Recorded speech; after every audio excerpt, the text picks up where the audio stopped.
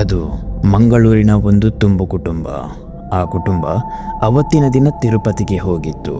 ಅಂದು ಆ ಕುಟುಂಬಕ್ಕೆ ಒಂದು ಆಘಾತ ಎದುರಾಗಿತ್ತು. ಅದು ಏನು ಅಂದರೆ, ಆ ಕುಟುಂಬದ ಹಿರಿಯ ವ್ಯಕ್ತಿ ಅಂದರೆ ತಂದೆ ಎನಿಸಿಕೊಂಡವರು ಕಾಣೆಯಾಗಿದ್ದಿದ್ದು. ಅಲ್ಲಿ ತಂದೆಯವರಿಗೆ ಸಾಕಷ್ಟು ಹುಡುಕಾಟ ನಡೆಸಿದರೂ ಕೂಡ ತಂದೆಯವರು ಸಿಕ್ಕಿರಲಿಲ್ಲ. 1 ದಿನ, 2 ದಿನ, 3 ದಿನ ಹೀಗೆ ದಿನಗಳು ಉರುಳಿದ್ದವು.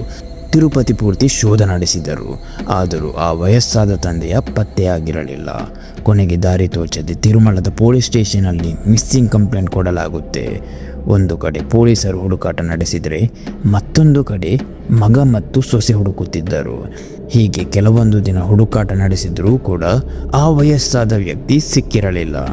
ಆತಂಕ ಹೆಚ್ಚಾಗಿತ್ತು. ನನ್ನ ತಂದೆ ವಾಪಸ್ಸು ಬರುವರು ಎಂಬ ದುಃಖ ಮುಗಿಲು ಮುಟ್ಟಿತ್ತು. ಹೀಗೆ ಹುಡುಕಿ ಬೇಸತ್ತ ಆ ಕುಟುಂಬ ರೋಧಿಸುತ್ತಾ ವಾಪಸ್ಸು ಬಂದಿದ್ದು ಮಂಗಳೂರಿಗೆ. ಕೆಲವು ದಿನದ ನಂತರ ಈ ಕುಟುಂಬ ನಿರ್ಧಾರ ಮಾಡಿ ನಾನಾ ಜ್ಯೋತಿಷಿಗಳನ್ನು ಭೇಟಿಯಾದರು. ಕೆಲವರು ಅವರನ್ನು ಮರೆತು ಬಿಡಿ ಅಂದರೆ, ಕೆಲವರು ಅವರನ್ನು 2 ವರ್ಷಗಳ ಕಾಲ ಸಿಗೋದು ಕಷ್ಟ ಅಂತ ಹೇಳಿದ್ದರು. ಹೀಗೆ ತಿಂಗಳೂರುಳಿತ್ತು. ಯಾವ ಸುಳಿವೂ ಇಲ್ಲ. ಇಡೀ ಕುಟುಂಬ ಈ ಸಂದರ್ಭದಲ್ಲಿ ಆತಂಕ ಪಡುತ್ತಾ ರೋಧಿಸೋಕೆ ಶುರು ಮಾಡುತ್ತೆ. ಈ ಸಂದರ್ಭದಲ್ಲಿ ಒಬ್ಬ ವ್ಯಕ್ತಿ ಈ ಕುಟುಂಬಕ್ಕೆ ಒಂದು ಸಲಹೆ ನೀಡಿದ್ದರು. ಅದುವೇ ಕೊರಗಜ್ಜ.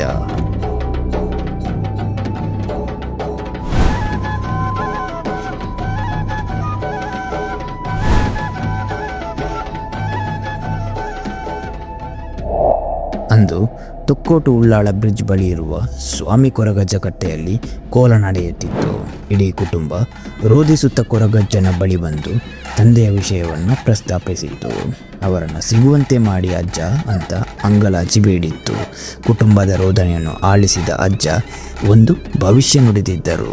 ಆ ಭವಿಷ್ಯವನ್ನು ಕೇಳಿ ಅಲ್ಲಿ ನೆರೆದಿದ್ದ ಜನ ರೋಮಾಂಚನಗೊಳ್ಳುತ್ತಾರೆ. ಅದು ಏನು ಅಂದರೆ, ಆತ ಅಲ್ಲಿಯೇ ಇದ್ದಾನೆ, ಆತನನ್ನು ಇನ್ನು 5 ದಿನಗಳ ಒಳಗೆ ನಾನು ಕರೆಸುತ್ತೇನೆ ಎಂಬುವುದು. ಕೆಲವರ ಮನಸ್ಸಿನಲ್ಲಿ ಅನುಮಾನ ಮೂಡಿತ್ತು, ಕೆಲವರ ಮನಸ್ಸಿನಲ್ಲಿ ಆಶ್ಚರ್ಯ ಬಂದಿತ್ತು. ಈ ಮಾತನ್ನು ಕೊಟ್ಟ ಕೂಡಲೇ ಇನ್ನೊಂದು ನುಡಿ ಅಜ್ಜನ ಬಾಯಿಯಿಂದ ಬಂದಿತ್ತು. ಅದೇನೆಂದರೆ, ಅಕಸ್ಮಾತ್ ನಾನು ಹೇಳಿದ್ದು ಸುಳ್ಳಾದರೆ ನೀವು ನನ್ನ ಕಟ್ಟೆಯನ್ನು ತೆಗೆದು ಬಿಡಿ ಅನ್ನೋದು. ಈ ಮಾತನ್ನು ಕೇಳಿ ನೆರೆದಿದ್ದ ಜನ ಗಾಬರಿಗೊಂಡಿದ್ದರು. ಆದರೆ ಆ ಕುಟುಂಬ ಸಂತಸ ವ್ಯಕ್ತಪಡಿಸಿತ್ತು. ಮಾರನೇ ದಿನವೇ ಆ ಕುಟುಂಬ ಮತ್ತೊಮ್ಮೆ ತಿರುಪತಿಗೆ ಹೋಗಿ ತಿರುಮಲ ಬೆಟ್ಟವನ್ನು ಹತ್ತಿತ್ತು. ಕೊರಗಜ್ಜನ ನುಡಿಯನ್ನು ಆಧರಿಸಿ ಬಂದ ಕುಟುಂಬಕ್ಕೆ ಒಂದು ಅಚ್ಚರಿ ಎದುರಾಗಿತ್ತು. ಅದುವೇ ತಿರುಪತಿಯಲ್ಲಿ ಓರ್ವ ವ್ಯಕ್ತಿಯು ಭಿಕ್ಷುಕರಂತೆ ರಸ್ತೆ ಬದಿಯಲ್ಲಿ ಮಲಗಿದ್ದು ಆತನನ್ನು ಎಚ್ಚರಿಸಿ ನೋಡಿದಾಗ ಅವರೇ ಕಳೆದು ಹೋದ ತಂದೆಯಾಗಿದ್ದರು. ಚಕಿತಗೊಂಡ ಕುಟುಂಬವು ರೋಧಿಸುತ್ತಾ ಕೊರಗಜ್ಜನ ಮಹಿಮೆಗೆ ಶರಣಾಗಿತ್ತು. ತಂದೆಯೊಂದಿಗೆ ಮಂಗಳೂರಿಗೆ ವಾಪಸ್ಸಾದ ಕುಟುಂಬ ಅಜ್ಜನಿಗೆ ಹರಕೆಯ ರೂಪದಲ್ಲಿ ಕೋಲ ಕೊಟ್ಟಿದ್ದರು. ಇಲ್ಲಿ ಅಚ್ಚರಿಯ ವಿಷಯ ಅಂದರೆ, ಮಾತು ಕೊಟ್ಟ ಅಜ್ಜ ಅದನ್ನು ಈಡೇರಿಸಿದ್ದರು. ಹೀಗೆ ನೋಡಿದರೆ ತುಳುನಾಡಿನ ಶಕ್ತಿಗಳು ಅದೆಷ್ಟೋ ಘಟನೆಗಳಿಗೆ ಸಾಕ್ಷಿಯಾಗಿದೆ.